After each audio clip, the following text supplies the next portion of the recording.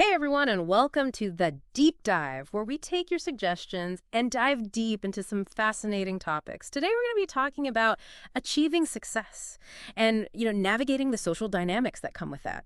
You guys sent in this really interesting YouTube video by Zach Ricassa. It's called Devenez puissant, quelques astuces qui vous sépareront et psychotrus. It's in French, but don't worry, we got you covered. He really gets into how crucial character is, and how the way you present yourself can be just as important as, your actual talents and skills. Absolutely, and especially when you're dealing with other people, which is pretty much all the time, right? Right, always. Unless you're, living as a hermit. Yeah, exactly. But Guayacasa lays out these 4 strategies, and they're almost like power moves for how to kind of maneuver through life and, get to where you want to be. And the first one is really about how you deal with people in positions of authority. He actually uses this very memorable phrase, ne jamais surpasser le maître. Never outshine the master. That's a good one. Yeah, it's powerful, right? Yeah. Because it kind of goes against what we're often told. Yeah. Like, aim high, be the best. Right. But he's really getting at the psychology of, like, hierarchy and power dynamics here. Yeah, no one likes to feel threatened. Yeah. Especially by someone they're supposed to be, like, mentoring or managing. So how do you walk that line between showing your competence but not making your boss feel, like, insecure? Well, he tells a story about this guy. Yeah. Who is super intelligent, very well dressed, like the whole package. And he lost his job at a call center simply for correcting his manager's mistakes. Oh, wow. Yeah, it seems kind of rough, right? Yeah, like, shouldn't accuracy be rewarded? I mean, it's a call center. Right, exactly. Yeah. But that's where the nuance comes in. It wasn't the corrections themselves, it was the way he went about it. Yeah. Mikasa points out that he came across as arrogant, like needing to kind of show off his knowledge. He overshadowed the manager instead of helping him look good. Okay, so don't be a know-it-all, even if you are one. But how do you actually apply this in real life? Like, let's say you have a suggestion for your boss, but you don't want to step on their toes. Yeah, that's a great question. And Wikasa gives some really practical advice for this. First, you start by praising the manager's idea. So you're immediately setting this tone of respect and collaboration. Like, hey, great starting point. I love where you're going with this. Exactly. And then you frame your suggestion as building on their idea, not replacing it. You could say something like, if you asked me to do it like this, or I think it would be even more effective if... Subtle, but it totally shifts the dynamic. You're not saying they're wrong. You're just offering a way to make their idea even better. Exactly. And then the final touch, if the improvements are successful, you give the credit back to your boss. Yeah. This works so well thanks to your initial vision. That kind of thing. It's like you're playing the long game. Making your superiors look good ultimately benefits you as well. They get the recognition, but you're the one who subtly steered the ship in the right direction. Right.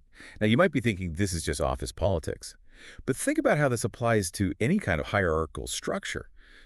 Learning from a mentor, volunteering in a group, even family dynamics sometimes have this element. It's about understanding those unspoken rules of power. Totally. Like, if you're learning a new skill from someone, you don't want to immediately show off and make them feel inadequate, even if you are picking it up really quickly. It's about finding that balance between enthusiasm and respect. Yeah, for sure. All right, are you ready for Mukasa's second strategy? This one is even more counterintuitive, almost controversial. Hit me with it. I'm intrigued. So Mukasa says, and I'm quoting here directly, Ne vous fiez pas à vos amis, utilisez vos ennemis. Whoa, hold on. Don't trust your friends. Use your enemies.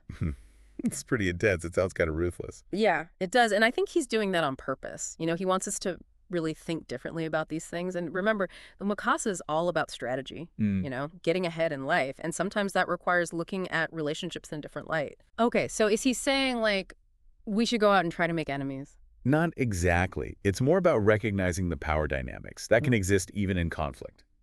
He gives this example. Imagine you have to leave your house for a few days, and you have money hidden somewhere. Would you feel safer leaving your children at home with a child who's caused problems in the past, or leaving them alone? I see where he's going with this. Like the kid who's been in trouble before. Would be extra careful not to mess up again. Exactly. They're almost more reliable in that specific scenario. Now, obviously, this is a simplified example. We're not saying go out and trust all your former enemies. Right. Don't go giving them your bank account details or anything. Yeah, exactly. But I see the bigger point. Sometimes the people you've had conflict with, they can be surprisingly loyal, Right. maybe because they're trying to prove themselves. Exactly. And you've seen their tactics, their strengths and weaknesses. That knowledge can be useful. Yeah, you're not going in blind. Okay, so maybe use is too strong a word. But it's about seeing that past conflicts. Don't have to define all future interactions. Right. It's about being strategic, understanding how people work. So what's Makasa's third strategy? Well, this one is more about self-preservation, being calculated, not showing all your cards at once. Dissimular vos intentions. Conceal your intentions. Sounds like a spy movie. Right. Should we all be walking around with secret agendas now? Not necessarily. But there's wisdom in knowing that. Revealing too much too soon can make you vulnerable. Yeah, I can see that, like in a job interview, or even just dating.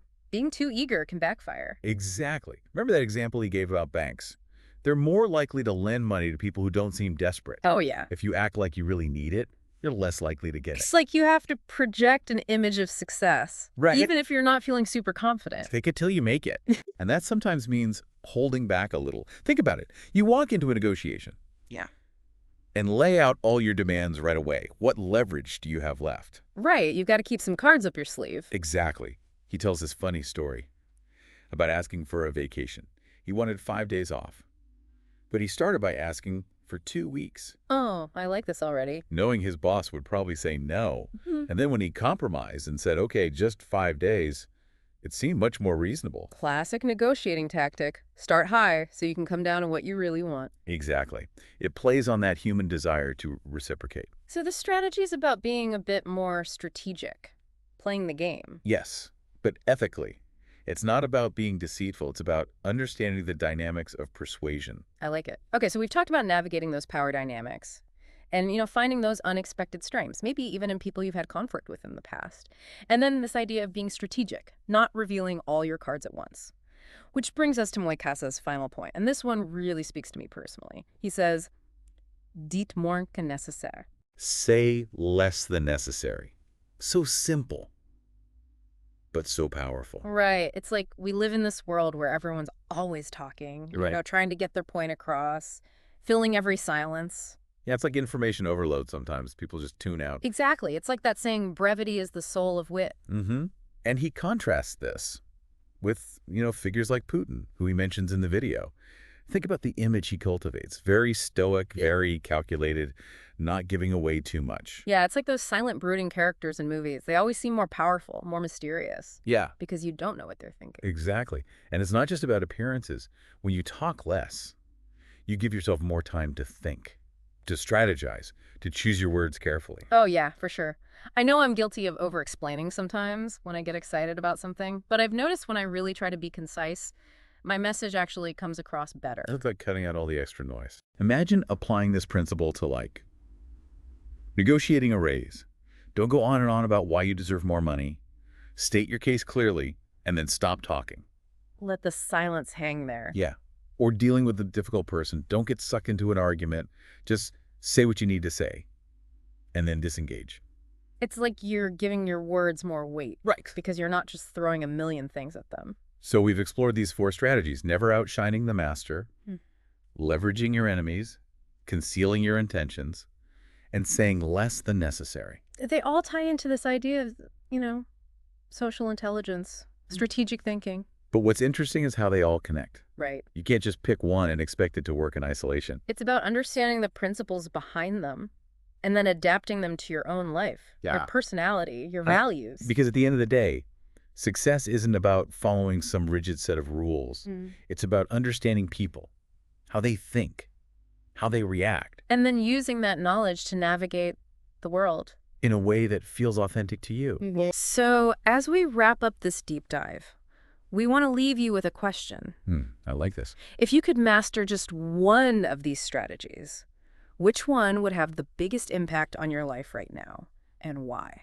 What resonates with you the most? Yeah. What feels like that missing piece? Maybe it's about taking more risks or learning to be more comfortable with silence. Whatever it is, we encourage you to explore it. Experiment. See how these strategies can help you on your own path to becoming powerful. Thanks for joining us on the Deep Dive. Until next time. Keep exploring, keep learning, and keep